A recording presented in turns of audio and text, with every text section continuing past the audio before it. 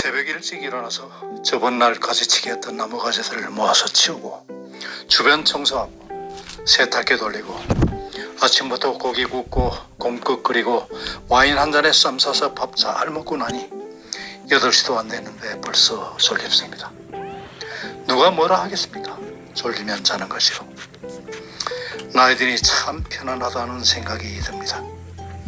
이런 맥락으로 오늘은 나이 들매 미학 그리고 혼자서 즐기는 낙, 동락에 관해서 이야기하겠습니다. 나이 드는 것이 반드시 나쁜 것은 아닙니다.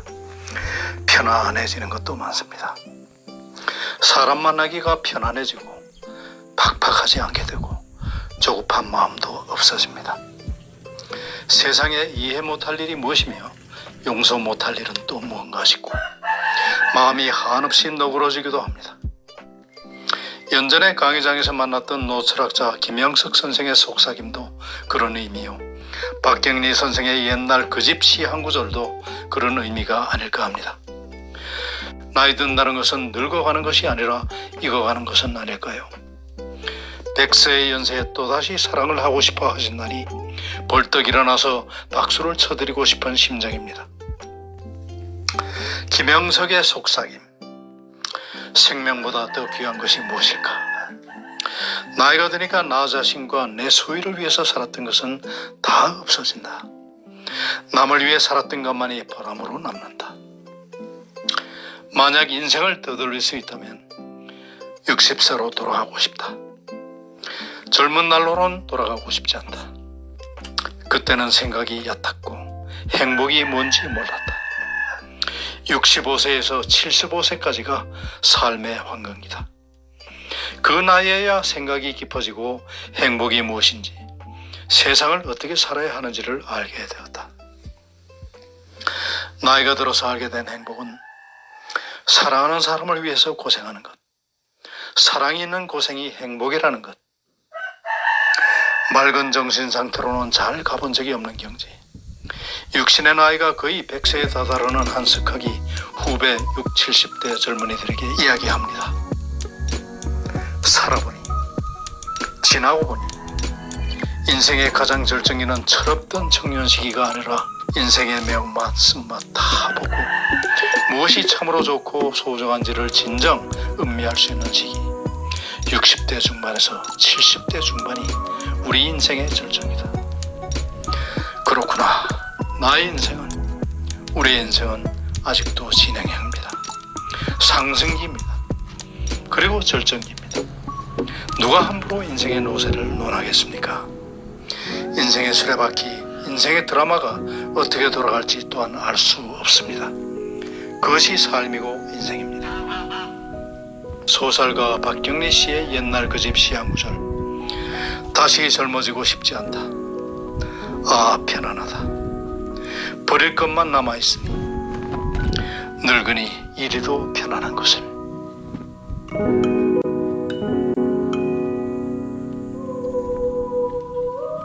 독락. 늙는다는 것은 분명 서러운 일입니다. 늙었지만 손끝에 일이 있으면 그런대로 견딜만 합니다. 쥐고 있던 일거리를 놓고 뒷방구 속으로 쓸쓸하게 밀려나는 현상을 은퇴라는 고급스러운 낱말로 포장하지만 뒤집어 보면 처절한 고독과 단절이 그 속에 숨어 있습니다. 그래서 은퇴는 더 서러운 것입니다. 방콕이란 단어가 은퇴자들 사이에 유행하고 있습니다. 세간에서는 그들을 화백, 불백, 마포불백 이렇게 나누고 있습니다. 화백이든 불백이든 간에 마음 밑바닥으로부터 흐르는 깊은 강의 원류는 눈물 나도록 외롭다는 사실을 한치도 벗어날 수 없다는 것입니다. 화백도 골프 가방을 메고 나설 때 화려할 뿐이지 집으로 돌아오면 심적 공황 상태인 방콕을 면치 못합니다. 집단에 소속되지 못하고 지속적인 노동의 즐거움을 잃어버렸기 때문입니다. 어제 진 태양은 오늘 다시 떠오르지만 은퇴자들은 어제도 오늘도 갈 곳이 없습니다. 이럴 때마다 다선 선생의 독립이란 시를 기억하며 혼자 웃습니다. 대지팡이 짚고 절간에나 놀릴까 생각다가 그냥 두고 작은 배로 낚시터나 가볼까 생각하네. 아무리 생각해도 몸은 이미 늙었는데 작은 등불만 예정대로 책더미에 비추네. 곰곰이 생각해보면 방콕이 동락으로 가는 지름길이 아닌가 생각됩니다. 영화나 책을 둘이 나란히 앉아서 본다고 두 사람이 함께 보는 것일까? 아닙니다. 나는 내 것을 보고 너는 네 것을 볼 뿐입니다. 그래서 생애도 혼자서 죽음도 홀로 맞는 것입니다. 모든 위대한 것들은 모두 홀로입니다. 태양이 그렇고 하느님이 그러합니다. 태양에 암수가 없고 아버지 하느님과 어머니 하느님이 함께 계신 것이 아닙니다. 온리 원이란 고독이 얼마나 위대한 존재인가를 알게 해줍니다. 경주 안강의 자옥산 기술국으로 낙향한 회제 이현적 선생님도 동락 땅을 짓고 인고의 7년 세월을 외로움과 함께 버텨냈습니다. 사무치도록 외롭기 때문에 담을 흘러낸 자리에 설창을 끼워 계곡의 물소리를 눈으로 들으면서 세월을 보냈습니다. 조선조 초학자 권근의 동락당기를 보면 홀로의 즐거움이 일목요연합니다. 봄꽃과 가을달을 보면 즐길 만한 것이지만 꽃과 달이 나와 함께 즐겨주지 않네. 눈 덮인 소나무와 반가운 밑소리도 나와 함께 즐기지 못하니 동락이라 해야 하지 않을까. 글과 시도 혼자 보는 것이며 술도 혼자 마시는 것이어서 동락이네.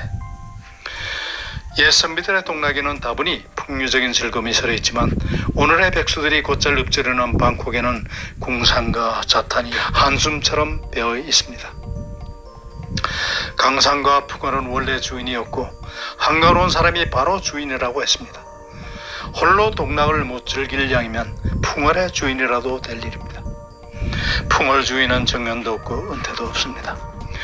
문방 나선이 갈 곳이 없네란 말은 입 밖에도 내지 맙시다.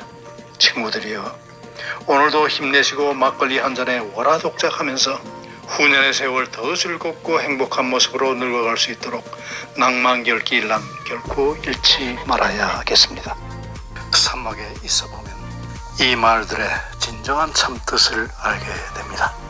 홀로 있는 즐거움, 늙어가는 것의 아름다움, 이 두 가지 의미를 오늘도 오색입니다.